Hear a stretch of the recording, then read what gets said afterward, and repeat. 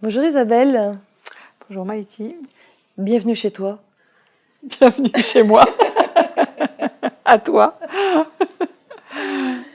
C'est amusant parce que c'est effectivement pour filmer des interviews pour le sommet de la naissance que nous sommes là. Et en même temps, je suis très contente parce que j'adore le côté conte.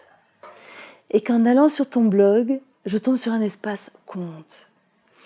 Donc, tu es femme et en même temps, tu utilises l'art-thérapie avec de la danse, avec du conte, avec bien d'autres choses. Qu'est-ce que tu fais ? Alors, ce que je fais, c'est que déjà, je suis passionnée par l'univers du conte, qui est quelque chose d'universel qu'on retrouve dans toutes les cultures depuis la nuit des temps, et qui est un monde de femmes, d'hommes aussi, mais de femmes. À l'origine, c'était pendant les veillées que les contes étaient proposés, et c'est vraiment des messages de sagesse. Et c'est ça que je trouve intéressant. Et l'utilisation du conte et de l'art-thérapie est intéressant parce que dans l'art-thérapie, on utilise beaucoup le jeu. Moi, j'aime bien jouer. Donc, on va aller retrouver son enfant intérieur avec le jeu. Et j'ai commencé avec les contes du livre Femmes qui courent avec les loups, que tu dois connaître, de Clarissa Pinkola Estés, que de nombreuses femmes évidemment connaissent. C'est vraiment un livre qui m'a beaucoup parlé, qui m'a aidée dans un moment où c'était une période de vie un petit peu difficile, et qui m'a vraiment redonné confiance en moi, en la vie, en ma puissance de femme. Et donc j'ai vraiment eu envie, avec une amie avec qui j'ai fait une formation en psychosynthèse, on a eu envie de créer des ateliers à partir de ces contes. Ça nous est venu, mais comme ça, et ça a été hyper fluide en fait.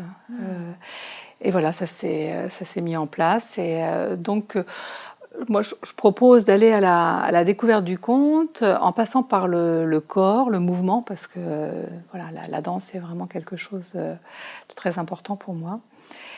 Je peux utiliser aussi les mots avec l'écriture spontanée, le dessin, danser sur un dessin de quelqu'un ou sur son propre dessin. Et ça amène vraiment des connaissances sur soi, et puis découvrir aussi ses potentiels, et surtout d'être en lien avec sa créativité. Et ça, ça donne vraiment de la joie d'être créative. En quelques mots, parce que c'est très... Ce que j'aime à te voir comme ça, c'est que ça te fait pétiller. Oui, c'est quelque chose qui m'anime. Ouais. Et oui, ce pétillement, ça m'anime, et c'est vraiment ça que j'ai envie que je transmets. Je pense, en tout cas, c'est ce qu'on me renvoie, parce que c'est très vivant et vibrant. Et tu en es venue là en lisant le livre, ou c'est quelque chose qui déjà germait à l'intérieur de toi ? Ça s'est fait...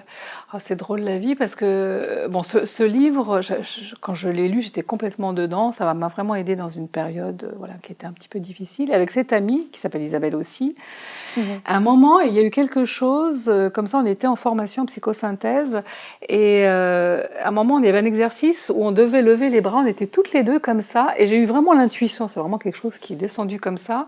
Je lui ai dit après... Une fois que c'était terminé, je lui ai dit, je ne sais pas ce qu'on fera un jour, mais on fera quelque chose ensemble, et ça sera vraiment génial. Et ça s'est fait quelques années après. Ça a germé comme ça, et ça a été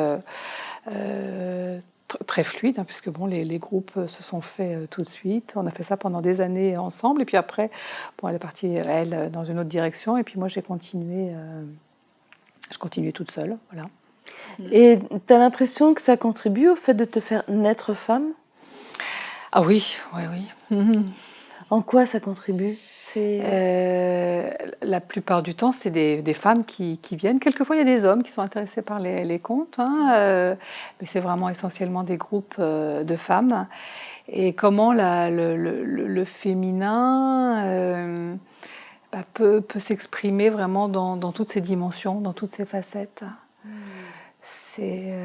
Donc naître femme, oui, ça me parle bien. Et c'est comme si là, toi, il y a le fait d'avoir créé ça. Ah oui, c'est vraiment... Oui, j'ai vraiment du plaisir à créer à chaque fois. Ouais. À chaque fois, c'est une création? Oui, parce que c'est à chaque fois un conte différent, ou ça peut être aussi, je propose de créer son propre conte de vie. Donc voilà, comment amener les participantes à créer leur propre conte, à le mettre en scène après, enfin à l'écrire d'abord et puis à le mettre en scène. Oh. Donc d'être femme, bah oui, ça peut passer par ce chemin. Et tu accompagnes aussi du coup les femmes à s'exprimer et à naître, ou les hommes. Et ça te fait quoi? Les voir il y a quelque chose au niveau du cœur qui est touché. Et alors ça fait peut-être écho aussi à mon premier métier d'infirmière puéricultrice, où j'ai accompagné un certain nombre de femmes dans la maternité. Enfin, la maternité plutôt. Toi, tu étais plutôt avant l'accouchement, moi, c'était après. Voilà, quand j'étais responsable d'un centre de PMI, je voyais les femmes dès la sortie de la maternité, en fait. Donc, naître femme, oui, c'est un autre versant, une autre approche. Et tu me disais que tu avais amené les contes et l'art-thérapie aussi dans un service de cancérologie. Oui, oui, pendant 10 ans, oui. Et là, tu as l'impression que ça a amené quoi dans quelque part dans cet univers du cancer, avec ces femmes qui arrivent et qui sont peut-être un peu avec la peur de la mort, avec la peur de la maladie, avec tout ça. Bien sûr. Qu'est-ce que ça a apporté, le fait Qu'est-ce que ça t'a apporté, toi, le fait d'amener les contes là-dedans? Et qu'est-ce que ça leur a apporté, elles, que tu amènes Pour moi, c'était au tout début, il y avait une petite crainte quand même quand on m'a proposé de travailler dans ce milieu-là. Sûrement lié à un vieux souvenir d'école d'infirmière où j'étais toute jeune et où l'univers de la cancérologie était quand même très effrayant. Là, avec la maturité, ça a été complètement différent. C'est comment ajuster à chaque fois avec la personne ou le groupe, parce que ça pouvait être très varié. Je pouvais avoir des femmes, c'était la plupart du temps des femmes qui pouvaient être presque en fin de vie, ou alors elles étaient assises, on faisait de l'art-thérapie, assises, perfusées, donc voilà, comment adapter et ajuster en fonction de leur état. Ça pouvait aussi être des femmes qui étaient en post-traitement, donc qui étaient plus en forme, entre guillemets, physiquement. Ce que j'ai aimé, c'est comment elles pouvaient aussi, elles, se poser après la maladie, parce que pour beaucoup, ça a été quand même un grand révélateur, cette maladie. Certaines femmes, moi c'est ça que j'ai appris aussi, ne se posaient jamais la question de savoir qui elles étaient, quel dialogue elles pouvaient avoir avec leur vie intérieure, par exemple, comment tout simplement se faire du bien.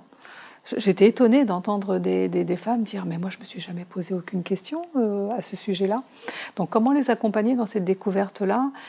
Et puis l'univers des contes pouvait aussi répondre à la question du sens, parce que quand la maladie du cancer arrive, première chose, il y a « mais pourquoi moi? Pourquoi ça m'arrive ?» Et puis évidemment, avec cette épée de Damoclès, savoir si le pronostic vital est toujours en jeu. Donc, et vraiment des très très beaux parcours, enfin des très très belles rencontres. je me souviens d'une phrase d'une femme qui est une amie qui m'a dit, moi je souhaite à personne de passer par où je suis passée, toutes ces épreuves, la chimio, la chirurgie, un sein en moins, enfin bon, voilà, la féminité touchée vraiment en plein cœur. Et en même temps, je souhaite à tout le monde de vivre ce que je vis maintenant, dans le sens d'être totalement présente à chaque instant. Il y avait vraiment c'était tellement beau de l'avoir témoigné de ça, d'être totalement vivante et présente à chaque instant, et puis vraiment d'honorer la vie, quoi. Et toi, tu as l'impression que quand tu es dans le conte, tu touches un peu ça? Oui, parce que le conte, c'est vraiment une métaphore de la vie de chaque être humain. Hein. Dans chaque conte, on retrouve des épreuves. Alors, ça peut être affronter le terrible dragon ou la sorcière Vassilissa, je ne sais pas si tu dois connaître, hein, la terrible sorcière. Ça peut être traverser une forêt sombre, etc. Et quand, par exemple, on est confronté à la maladie, mais c'est bien ça, hein, aller traverser une forêt avec des bruits inquiétants, des choses qui peuvent être vraiment effrayantes. Donc, le conte parle à tout le monde, hein, que ce soit... je me souviens d'un monsieur, quand je travaillais à l'hôpital à Bobigny, malien, qui lui était tellement isolé dans sa chambre et qui a osé venir à l'atelier, à la séance. Et puis du coup, on a parlé des contes du Mali. Enfin voilà, il y avait vraiment, voilà, ça crée aussi du lien, du dialogue.